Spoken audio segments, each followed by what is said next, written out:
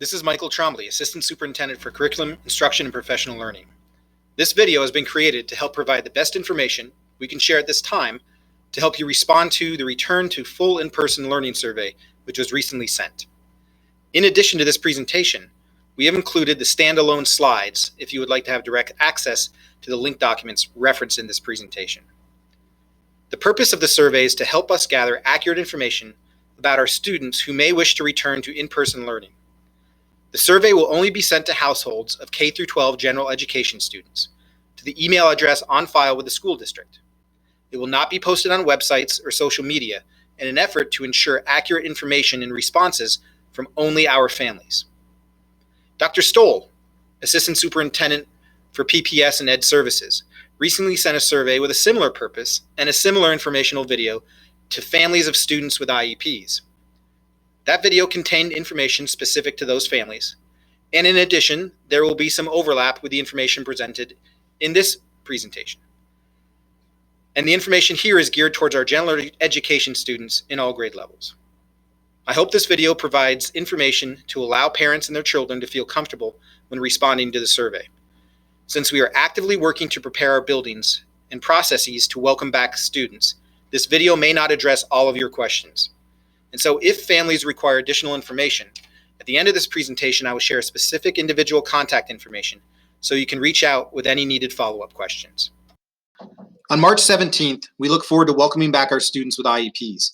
And with similar excitement, we anticipate welcoming back all of our general education students for in-person instruction in accordance with the tentative timeline seen here, should those students choose to do so.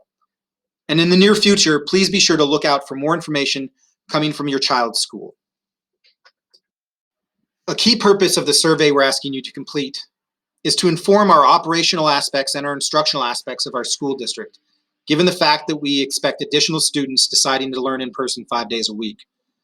The survey will help us ensure that we have accurate information for items such as bus routes, food service counts, and to help us arrange our buildings for increased students, as we have in place a number of mitigation procedures such as temperature checks in the morning that may require changes based upon the total number of students we see increasing. And in short, responding to the survey will help us better be able to plan within current safety guidelines as we welcome back your children. While we can't share every detail, because some of those details depends upon how many students we have returning to full in-person learning, we wanted to share as much information as we could prior to you filling out the survey so we could help you make the most informed decision possible. The survey will ask you, given the fact that your children might be distanced by less than 6 feet and will be required to utilize desk barriers K through 5 or face shields 6 through 12, we'd like you to choose which learning modality you would prefer, either remote or in person. Additionally, at the beginning of the year, as mentioned before, we've put in place a number of mitigation measures and implemented a number of procedures to ensure that our staff and students were safe. Some of those measures and some of those procedures may now need to be adjusted, and we wanted to make sure you had a clear understanding of that prior to filling out the survey. We wanted to provide examples of what a classroom might look like if there is a need to reduce density to 3 feet in the classrooms. The image on the left shows an example of the current desk distancing, showing approximately 6 feet between center points of a student desk, which is in compliance with New York State Education Department Guidance, Office of Facilities and Planning guidelines. And the image on the right shows an example of a desk distancing to the minimum spacing we would be approved to transition to if space and student capacity dictate. We would only move to 3 feet in instances where space and student capacity would dictate so. We will try to keep desks as far apart as possible when considering spacing and capacity in classrooms. Now, please keep in mind, pre-COVID, particularly at our elementary levels, these types of desks were not the arrangement of most of our classroom. We spent a great deal of time with our educators and staff exploring best practices in flexible seating, and had purchased a number of types of tables and desks to reflect those practices in our classrooms. This is the reason why our district must now make plans to increase our inventory of traditional desks you see in this picture, as those types of desks help us best increase capacity within our classrooms. And please keep in mind that these measurements that you see on these two images are approximate. At the elementary level, barriers will be installed on desks as an additional mitigation measure due to the fact that we may need to reduce social distancing to less than 6 feet. These barriers are in compliance with New York State Education Department Fire Code and will be secured to the desks. We are looking to utilize barriers at the elementary level due to the fact that CDC guidance suggests that elementary age students do not spread the disease as much as older students. And two, since our students at the elementary level do not move classrooms as much as the secondary level, portability is not a priority for those barriers. The image shown here shows an example of our barrier that we intend to purchase and does not show proper mask wearing. And again, we cannot confirm the distancing of the desks, as this is an image from the company that we purchased the barriers from and is not a Mayapet classroom. At the secondary level, students will be asked to wear face shields when they are unable to achieve 6 feet of social distancing. In instances where we are able to achieve 6 feet of social distancing, students would have the option to remove the face shield while still wearing their face mask. The image here shows an example of the model face shield we are purchasing. Now, at a recent district-wide safety committee meeting, a member of that committee, who is in the healthcare professions, confirmed that the face shield provided protection and did so in a relatively comfortable manner and did not fog up, as we know that has been expressed as a concern. We anticipate that students will be initially provided with 3 face shields for their use. We realize and understand that there may be some concern about the use of barriers and face shields. The district, from the start of this global health crisis, has remained consistent in following the advice of public health experts.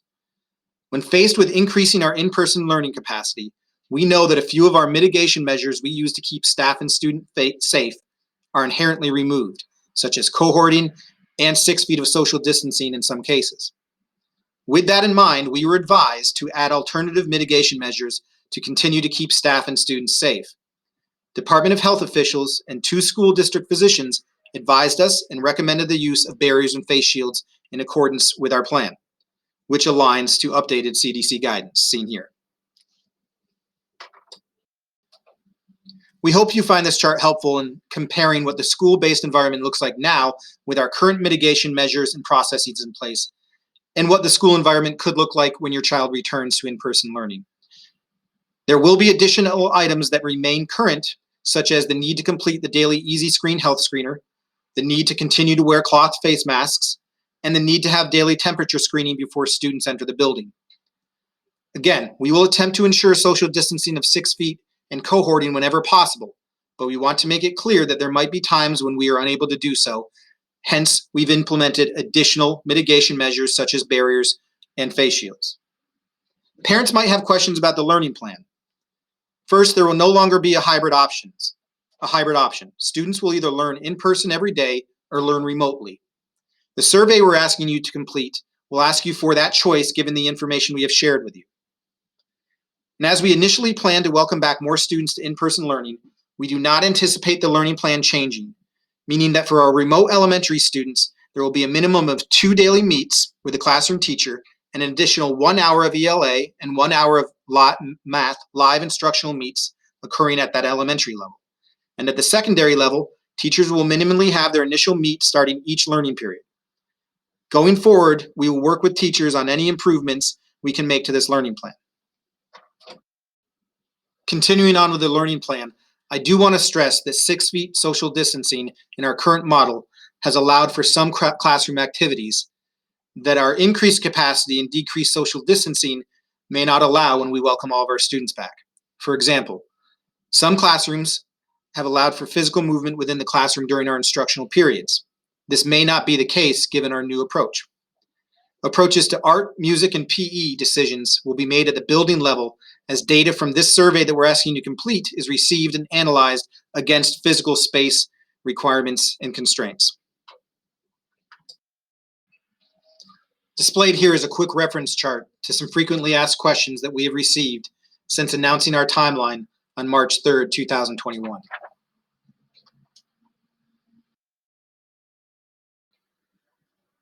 And as a reminder, if you were unable to view Mr. DiCarlo's presentation from March 3rd, 2021, you may find it on our board doc site or on the slide presentation shared with active links in the email that was sent along with the survey. And we wanted to provide you with contact information of individuals if you have any specific questions.